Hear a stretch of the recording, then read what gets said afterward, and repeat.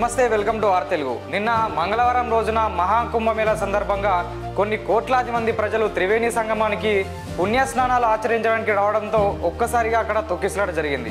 మహాకుంభమేళాలో నిన్న మంగళవారం అర్ధరాత్రి తొక్కిసలాట జరిగింది.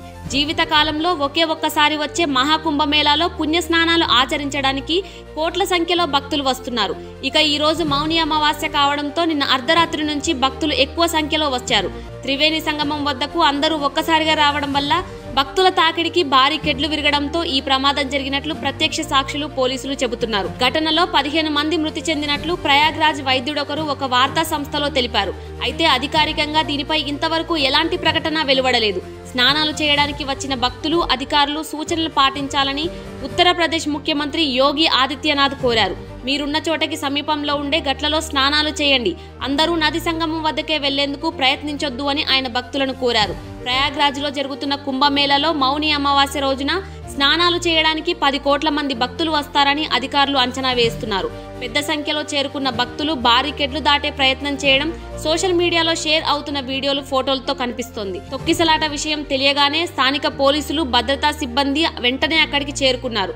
తొక్కిసలాట జరిగిన ప్రదేశానికి సమీపంలో యాత్రికులను నియంత్రించేందుకు భద్రతా సిబ్బంది ప్రయత్నించారు. కొందరు భక్తులు తమ కుటుంబ సభ్యులు కనిపించడం లేదంటూ పోలీసులను ఆశ్రయించారు. తొక్కిసలాట జరిగిన ప్రదేశంలో భక్తులకు సంబంధించిన దుస్తులు, బ్యాగులు, చెప్పులు చెల్లాచెదురుగా పడి ఉండడం ఫోటోల్లో చూడొచ్చు. ఇక ఈ తొక్కిసలాటలో ఎంతమంది చనిపోయారు అనే దానిపై అధికారిక ప్రకటన లేదు. ప్రధానమంత్రి మోడీ, యూపీ ముఖ్యమంత్రి యోగి ఈ సంఘటన గురించి ఆరా తీసినట్టు తెలుస్తోంది. అయితే జీవితకాలంలో ఒక్కసారి వచ్చే ఈ మహాకుంభమేళాకు కొన్ని కోట్లాది మంది ప్రజలు వస్తారని తెలిసినప్పటికీ అక్కడ ఉన్నటువంటి ప్రభుత్వం సరైనటువంటి చర్యలు తీసుకోలేకపోవడం వల్లనే ఇలాంటి సంఘటన జరిగిందని చెప్పేసి అక్కడ ఉన్నటువంటి భక్తులు, కొంతమంది స్వామీజీలు చెప్తున్నారు. అయితే గత 2 రోజులుగా దాదాపు 24 కిలోమీటర్ల మేర ట్రాఫిక్ జామ్ అయింది. ఇక ప్రయాణానికి విషయానికి వస్తే దాదాపు నిన్న ఉన్నటువంటి 2 రైళ్లను రద్దు చేయడం జరిగింది. వచ్చినటువంటి ఒక రైలు కూడా చాలా లేట్గా రావడం, వచ్చిన ట్రైన్ కూడా తలుపులు సరిగా తెరుచుకోకపోవడంతో భక్తులు తీవ్రమైనటువంటి నిరాశకు గురై ఆ రైలు పైన దాడి చేసినటువంటి విజువల్స్ కూడా మనం చూడొచ్చు. ఇక విమాన ప్రయాణం విషయానికి వస్తే కూడా 10,000 రూపాయల టికెట్ను దాదాపు 50,000 రూపాయలకు అమ్ముకుంటూ వాళ్ళు భక్తుల నుంచి కూడా డబ్బులు దండుకునే ప్రయత్నం చేస్తున్నారు. దీనికి సంబంధించి కొంతమంది స్వామీజీలు కూడా ఇలాంటి ఏదైతే ఎక్కువ మొత్తంలో డబ్బులు వసూలు చేస్తున్నారో తిరిగి ఆ డబ్బును భక్తులకు చెల్లించవలసిందిగా వాళ్ళు నిరసన వ్యక్తం చేశారు.